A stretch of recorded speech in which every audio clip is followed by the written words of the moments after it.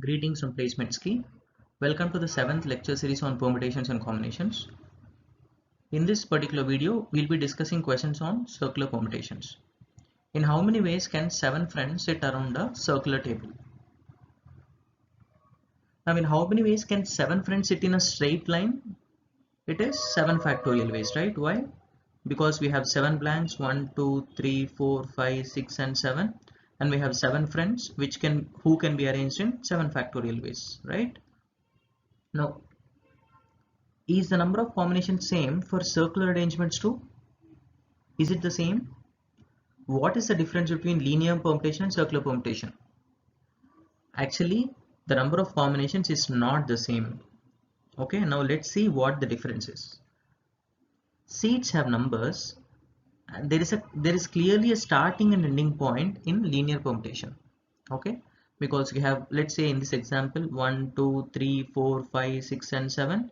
We clearly know that this is the starting point and this is the ending point, right? But in circular permutation, we don't have a starting and an ending point. We only have a circle, right? We don't know which one is starting and which one is ending, isn't it? So that is the main difference. For that reason, we use different formulae while approaching questions on circular permutations. Let's try to understand what the difference is and how and what the formula is. In how many ways can we arrange A, B and C linearly?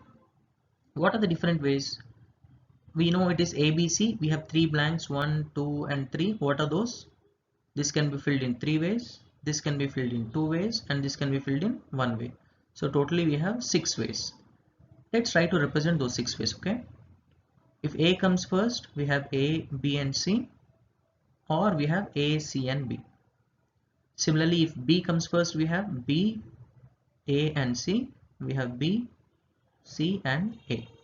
Similarly, if C comes first, C, A and B, then C, B and A. Okay, so totally we have 6 combinations. I'm representing that with numbers here. 1, this is the second one, this is the third one, this is the fourth one, this is the fifth one, and this is the sixth one. So we have 6 combinations. Okay, now in how many ways can we arrange A, B and C in circular fashion? Is it the same? Let's see. Okay, so we have the same 6 combinations, and let's try to represent it in the form of a circle which are indicated here. Let's name it this way. Okay, for example, let's name this one. We'll fill this first, and then this next, and then this next. That is, we are filling in anti-clockwise direction. Okay, let's follow the same rule. A, B and C, the first one. So this is A. Okay, and then B comes here and C comes here. This is anti-clockwise, right? That's why. Similarly, A, C, B. A comes here, then C comes here, and then B comes here. Similarly, here we have B, and here we have A, and we have C. We are arranging in anti-clockwise direction. This is B, and this is C, this is A. Similarly, this is C, this is A, and this is B. This is C, this is B, and this is A. Now we have 6 combinations, isn't it? No, we don't have 6 combinations. Why? If you carefully observe, the first one, the fourth one and the fifth one, they are the same. Think about it. Take the first one. What is the combination? It is ABC combination, right? Let's take the fifth one. This is the fifth one, right? This is the fifth one. Fifth combination. It is again A, B and C. So what is happening here? What happened here? Just that one is moved in anti-clockwise direction. Okay, it is rotated in anti-clockwise direction by just 45 degrees. Or is it 45 degrees? It's 120 degrees, right? It is just rotated by 120 degrees to get the fifth combination. Think about it. 1 on rotation, you got CAB. That is the fifth combination. Similarly, again 5, the fifth combination, when we rotate it by 120 degrees, we get the fourth combination. So effectively 1, 4 and 5 are the same. Okay, they are not 3 different combinations, but they are the same combination. In the same way, we also get 2, 3 and 6 to be the same combination. So let me represent it here. Let me name it as ABC combination. ABC, that is in anti-clockwise direction. Similarly, 2, 3, 6 will be ACB combination. You can check it out yourselves. Okay, 2, 3, 6. The second, the third, and sixth are also the same, which is ACB combination. So finally, how many combinations do we have? We only have 2 combinations. Okay, so number of unique arrangements when 3 objects are arranged in circular fashion is only 2 ways and not 6 ways. Okay. In how many ways can 7 friends sit around a circle? Okay, it's the same question, but let's try to elaborate on this particular concept.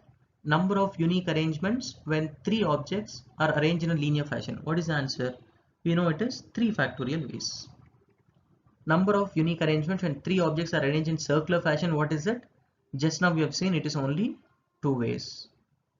Okay, what are those 2 ways? We got A, B, C is 1 way, and A, CB is one more way. So we only have 2 ways. Okay.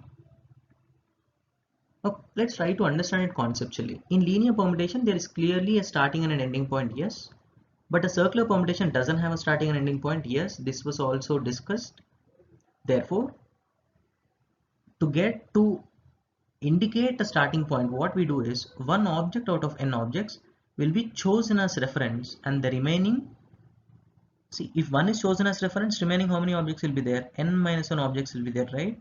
So they will be arranged in n minus 1 factorial ways. Okay, let me try to explain this again. What is happening is, since a circular permutation doesn't have a starting or ending point, out of n objects, we are choosing one as reference. See here, even here, A, let's assume A is chosen as reference. Okay, so A is chosen as reference. So the position of A is fixed. Okay, now we are arranging the remaining 2 in 2 factorial ways. Is it clear? That is why we have answer as only 2 ways. Okay. Therefore, after fixing a person as reference, a circular permutation based question can be approached as a linear permutation based question. Okay. Now, number of unique arrangements when 4 objects are arranged in linear fashion, what is the answer? It is 4 factorial. Now, number of ways when 4 objects are arranged in circular fashion, what is it? What is it? What do we do? Out of 4, we'll fix 1 as reference. Okay, we'll fix 1 as reference, and we'll arrange the remaining 3 in how many ways? We'll arrange the remaining 3 in 3 factorial ways. Is it clear?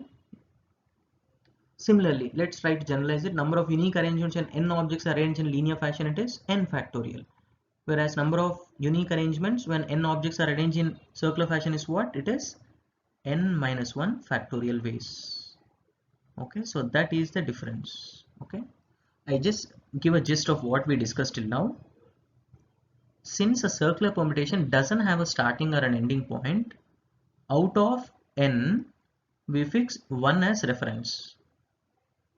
Okay, we fix any one as reference. Okay, now with respect to this one, we'll arrange the remaining n minus 1 in n minus 1 factorial ways. So that is the concept behind circular permutation. Let's take one more question. Find the number of distinct necklaces that can be formed using 7 different colored beads. Number of unique ways when 3 objects are arranged in circular fashion, what is it? Just now we have learned it is only 2 factorial ways, right? What are those? If you fix A as reference, then we have BC, or we have C and A. Sorry, C and B, right? C and B. Since A is fixed, BC or CB. Number of unique necklaces when 3 beads are arranged in circular fashion, is it the same too? No, it is only one way. Let's try to understand why it is. This is because necklace is an object which we can hold. So ABC combination will be seen as ACB combination from the other side when held. Try to visualize it. See, let's assume these two are necklaces, okay? ABC and ACB. Now the same ABC combination can be seen as ACB combination from the other side, okay? Therefore, effectively, do you have 2 necklaces? No, you only have 1 necklace, right? Let's try to understand it conceptually. For all circular objects which can be held, clockwise arrangements are equal to anti-clockwise arrangements, because from one side we can see, from one side we have, if there are n arrangements, From the other side, we can see them as anti-clockwise, right? So clockwise arrangements and anti-clockwise arrangements are same. Okay. Therefore, to get unique combinations, what we do is we divide the total combinations by 2. So that is the concept. Okay. So number of unique ways where n objects are arranged in circular fashion. What is it? It is n minus 1 factorial by 2 if those objects can be held. Okay. So as a summary, n objects in linear fashion can be arranged in n factorial ways. Okay, n objects in circular fashion can be arranged in n minus 1 factorial ways. But we also have a formula which is n minus 1 factorial by 2, which we use when we are arranging n objects which we can hold, Okay, for example, a garland of roses, or a necklace or something like that. Okay, so let's take this question here. Number of distinct garlands that can be formed with n roses. What is it? Garland is something that we can hold. Therefore, what is it? It is n minus 1 factorial divided by 2. So any circular object which we can catch hold of, it is n minus 1 factorial by 2. Find the number of distinct necklaces that can be formed using 7 different colored beads. It's a necklace, so we can hold it in our hand. Therefore, clockwise equal to anti-clockwise. Therefore, the answer will be 7 minus 1 factorial. Why? Because we are fixing one bead as reference, and finally we are dividing by 2 because clockwise equal to anti-clockwise. So that is the concept here. Now find the number of ways of arranging 5 boys and 5 girls around a circular table such that all boys sit together. We have solved such similar questions in linear permutations, right? Let's try to revise it. 5 boys and 5 girls sit around a circular table. Okay, it's not a linear table, it's a circular table. And it's given that all boys sit together. So whenever all boys sit together, what we do? We'll assume all boys as only all 5 boys as one set, right? That's what we did, right? If you remember. Yes. So 5 girls, because there are 5 girls, and the set of boys can be seated around a circular table in how many ways? We have 5 girls and a set of boys. So totally we have 6. Okay, the 6 objects can be arranged in circular fashion in how many ways? We'll fix one. Let's assume we are fixing one girl as reference. Okay, so the remaining 4 girls, I'm just indicating girl 2, girl 3, girl 4, girl 5. Okay, so remaining 4 girls and a set of boys.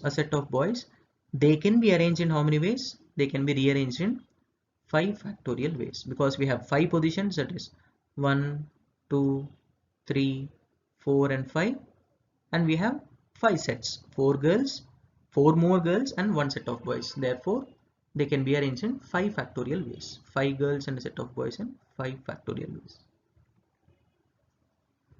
Now, the set of 5 boys can arrange among themselves in 5 factorial ways. That is also there, right? Because let's assume that this is the combination. Okay, let's assume a set of boys have sat here. Therefore, this set of boys can also rearrange among themselves in 5 factorial ways, right? We should not forget this. Therefore, what is the total number of ways? It is 5 factorial, and then arranging 5 boys, so it is 5 into 5 factorial. So what is the answer? It is 5 factorial into 5 factorial. Okay, let me repeat this. See, there is some restriction with respect to boys. What is it? All 5 boys sit together, so we'll assume them as only one set. So then we'll have to arrange a set of boys and 5 girls. So we have 6. 6 can be arranged in circular permutation in how many ways? We have learned it is 5 factorial ways. Okay, but the answer is not 5 factorial yet. Why? Because boys can also rearrange among themselves in 5 factorial ways. Therefore, it is 5 factorial into 5 factorial. Okay.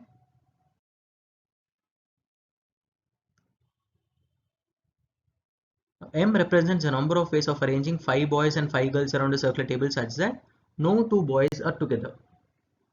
Okay, let me explain this. 5 boys and 5 girls sit around a circular table. Okay, then all boys sit together.